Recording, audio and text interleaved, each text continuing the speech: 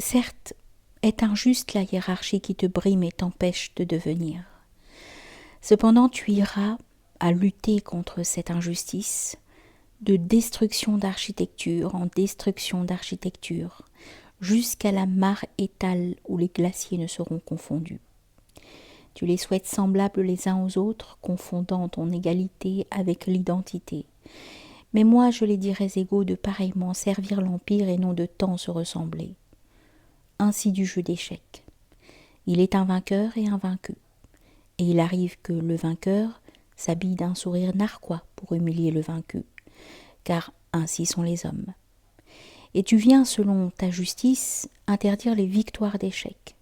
Tu dis, quel est le mérite du vainqueur? Il était plus intelligent ou connaissait mieux l'art du jeu. Sa victoire n'est que l'expression d'un état. Pourquoi serait-il glorifié pour être plus rouge de visage, ou plus souple, ou plus chevelu, ou moins chevelu?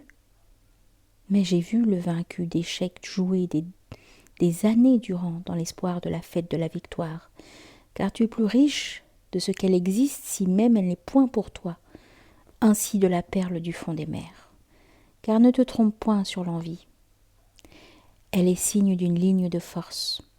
J'ai fondé telle décoration, et les élus s'en vont se pavanant avec mon caillou sur la poitrine. Tu envies donc qui je décore, et tu viens selon ta justice, laquelle n'est qu'esprit de compensation, et tu décides, tous porteront des cailloux contre leur poitrine. Et certes, désormais, qui s'affublera d'un pareil bijou? Tu vivais non pour le caillou, mais pour sa signification. Et voilà, diras-tu, j'ai diminué les misères des hommes, car je les ai guéris de la soif de cailloux auxquels la plupart ne pouvaient prétendre.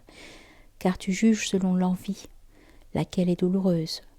L'objet de l'envie est donc un mal, et tu ne laisses rien subsister qui soit hors d'atteinte. L'enfant tend la main et crie vers l'étoile. Ta justice donc te fait un devoir de l'éteindre. Ainsi pour la possession des pierreries. Et tu les entreposes dans le musée, tu dis « elles sont à tous » et certes ton peuple défilera le long des vitrines les jours de pluie. Et ils bâilleront sur les collections d'émeraudes, car il n'est plus de cérémonial qui les éclaire d'une signification. Et en quoi sont-elles plus rayonnantes que du verre taillé? Tu as purgé jusqu'au diamant de sa nature particulière, car il pouvait être pour toi. Tu l'as châtié, tu l'as châtré du rayonnement qui lui venait d'être souhaitable. Ainsi des femmes, si tu les interdis, si belles qu'elles soient, elles seront mannequins de cire. Je n'ai jamais vu quiconque mourir aussi admirable qu'en fut l'image pour telle ou telle que le bas-relief d'un sarcophage a perpétué jusqu'à lui. Elle verse la grâce du passé ou sa mélancolie, non la cruauté du désir. Ainsi ne sera pas le même ton diamant non possédable, lequel brillerait de cette qualité, car alors il te glorifiait, t'honorait et t'augmentait de son éclat, mais tu les as changés en décoration de vitrines. Ils seront honneurs des vitrines, mais ne souhaitant point d'être une vitrine, tu ne souhaites pas le diamant. Et si maintenant tu en brûles un pour ennoblir de ce sacrifice le jour de la fête, et ainsi en multiplier le rayonnement sur ton esprit et sur ton cœur, tu ne brûleras rien. Ce n'est point toi qui sacrifies le diamant, il sera don de ta vitrine, et elle s'en moque. Tu ne peux plus jouer avec le diamant qui ne t'est plus d'aucun usage, et murant-elle dans la nuit du pilier du temple afin de le donner aux dieux, tu ne donnes rien. Ton pilier n'est qu'un entrepôt à peine plus discret que la vitrine, laquelle est également discrète si le soleil invite ton peuple à fuir la ville. Ton diamant n'a pas valeur de don, puisqu'il n'est pas objet que l'on donne, il est objet que l'on entrepose. Ici ou là, il n'est plus aimanté, il a perdu ses divines lignes de force. Qu'as-tu gagné? Mais moi, j'interdis que s'habillent en rouge ceux-là qui ne descendent point du prophète. Et en quoi ai-je lésé les autres? Aucun ne s'habillait en rouge. Le rouge manquait de signification. Désormais tous rêvent de s'habiller en rouge. J'ai fondé le pouvoir du rouge et tu es plus riche de ce qu'il existe, bien qu'il ne soit point pour toi.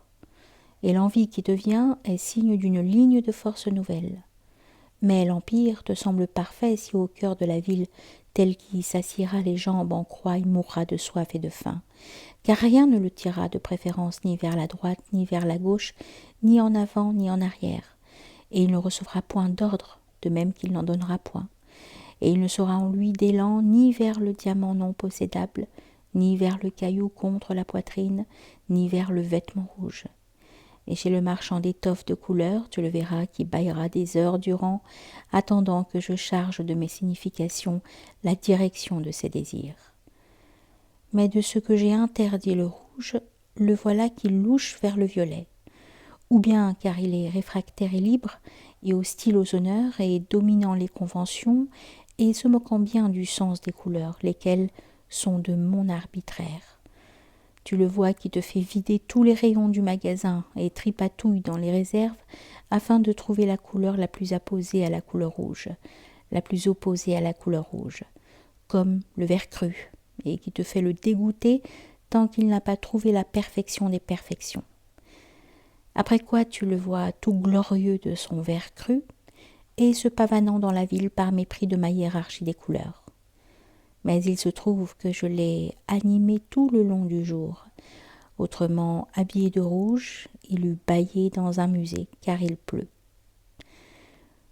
Moi, disait mon père, je fonde une fête. Mais ce n'est point une fête que je fonde, c'est telle relation. J'entends ricaner les réfractaires qui me fondent aussitôt la contrefaite. Et la relation est la même qu'ils affirment et perpétuent. Je les emprisonne donc un peu pour leur plaire, car ils tiennent au sérieux de leur cérémonial, et moi aussi.